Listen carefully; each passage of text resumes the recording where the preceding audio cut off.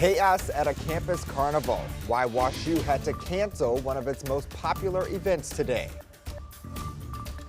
And a beautiful start to the day. Very comfortable conditions again. I'm going over the forecast. A convicted sex offender allowed to drive a school bus. The settlement a Missouri school district is now paying to a young survivor's family. Today in St. Louis, Weekend Edition starts right now. This is Today in St. Louis, focused on you. All right, wake up, St. Louis. Right now, you are getting a live look at the Gateway Arch downtown. It doesn't look like it's quite woken up just yet. No, we are getting there. We are approaching sunrise there. here. First light hours, as our Chester Lampkin always called it. It's just reflective of how we feel this morning. We're just waking up here. Oh, I know. It does feel like that, doesn't it? All right, good morning to you. It is Sunday, April 21st. I'm Travis Cummings. And I'm Tracy Henson. Thanks so much for waking up with us this morning as we do wake up. It's a bit of a sleepy Sunday there, but, without Mercedes here to liven us up a little bit, we're just She's like, always right. the happy medium. And you know what? It was really brisk outside, so that makes it a little more difficult to brisk. wake up. Travis is from Louisiana, if you didn't know, New Orleans. Yes. I found it delightful yesterday. I'm ready for true summer nights. Where are the true summer nights? They're coming. They're coming. And then when you're sweating and complaining about the heat, I'm gonna play this tape back. I promise. That's what I'm gonna do. I won't. I promise. All right. All right, let's go over our temperatures for the day today. We are waking up on the crisp side. Some patchy frost is certainly possible out there. 39 degrees. It feels like 36 outside. We are going to have a very light breeze throughout the day today. That'll make things feel a little chilly. It's out of the west at 5 miles per hour, but even just that touch of wind out there, that will make things feel a little bit cooler. Throughout the rest of our day today in St. Louis, we will make it up to around 60 degrees. Nice sunny conditions out there. It's going to be a beautiful day. A little on the cool side for some of us, depends on who you are. I thought yesterday was delightful, but tonight, clear conditions. We drop down to 40 degrees again. Winds will be out of the north at about 5 to 10 miles per hour. With those winds a little bit stronger, frost formation is less likely. So today, this morning, down to 5 miles per hour. We can still have frost at 5 miles per hour. Frost has a harder time forming at 10 miles an hour, especially when it's right on the cusp. And our sunset is tonight at 7:45.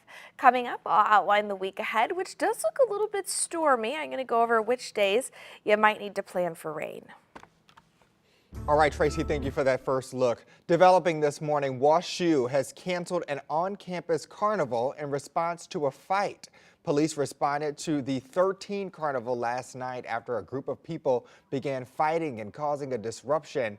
A university spokesperson says it shut down due to safety concerns. Right now, we're working to learn more about what led to that incident. And new information in a deadly crash we first reported yesterday morning. The driver now says he was unable to avoid a pedestrian who stepped into the road. It happened early yesterday morning in North City. Here's a map to show you exactly where that is, near the intersection of Hall and Adelaide. The pedestrian died at the scene and has not yet been identified.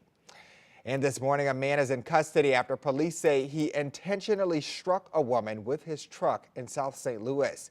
It happened at the Quick Trip parking lot at Choteau and Jefferson around 1 a.m. yesterday. Witnesses say they saw Richard Dooley reverse his car into the victim. She's currently in the hospital, and Dooley was arrested on assault charges.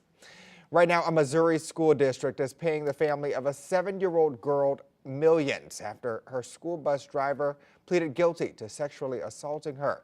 Our Christine Byers sat down with the young survivor's attorney and reports on how a convicted sex offender ended up behind the wheel of a school bus. In 1968, James Philpott was charged with indecent exposure. In 1972, he was convicted of assault with intent to rape, both in California. But the Crawford County R1 school district hired him anyway to drive a school bus in 2023. He was 72 years old. It's certainly incredibly concerning, to say the least. Grant Boyd represents the 7-year-old little girl Philpott molested 3 times between April 27th and 28th of 2023. The video captured him driving the school bus and her sitting on his lap while he abused her and while he was driving the bus. There was at least one or more other children on the bus each time. Did the school district ever offer any explanation to these parents and this family as to how this happened? Based on what we have and what we've reviewed, it indicates the school district absolutely knew about these convictions for these prior sex offenses before this happened to our client. There seemed to be some kind of indication given to the family by someone at the district that they were only looking at things that occurred in the last 20 to 25 years. Philpott pleaded guilty to child molestation and he was sentenced to 15 years in prison in February. The school district paid the family a $3.1 million settlement this month. It's incredibly significant, especially given the protections that public entities enjoy under the law and in circumstances like this. There's no amount of money that can ever rewind the clock for a child sexual abuse survivor. But with this settlement, it will ensure that whatever this girl needs moving forward in her life, she will not have a single impediment to doing that. 5 on Your Side sent an email to the school superintendent, Cole Biasi, asking what is being done to prevent this from happening again. He declined to be interviewed and sent a statement which read, "The district is pleased that we were able to reach a resolution with the family involved in this situation. However, we are unable to comment further on this matter at this time." He also confirmed Philpott worked for the district for 19 months, from October of 2021 through May of 2023. What do you think needs to change to make sure this never happens again? There were other people involved in this situation that should answer some questions about why this happened. And he says laws need to change. I do think that we need to look at broadening the list of criminal offenses that automatically disqualify someone from working in the education industry with children. Christine Byers, 5 on Your Side. And turning to state government this morning, Missouri Secretary of State Jay Ashcraft is running in the Republican primary for governor. And this week he earned a major endorsement. The St. Louis Ethical Society of Police says it's endorsing Ashcraft for governor. The Secretary of State told our political editor, Mark Maxwell, it's largely to do with his support of a state takeover of the city police department.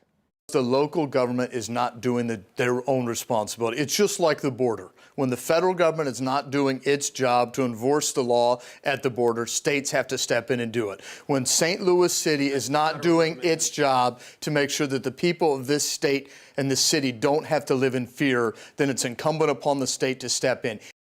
And you can catch more of Mark's interview with Secretary Ashcraft tonight on this week's episode of The Record, and that'll be right after Sports Plus.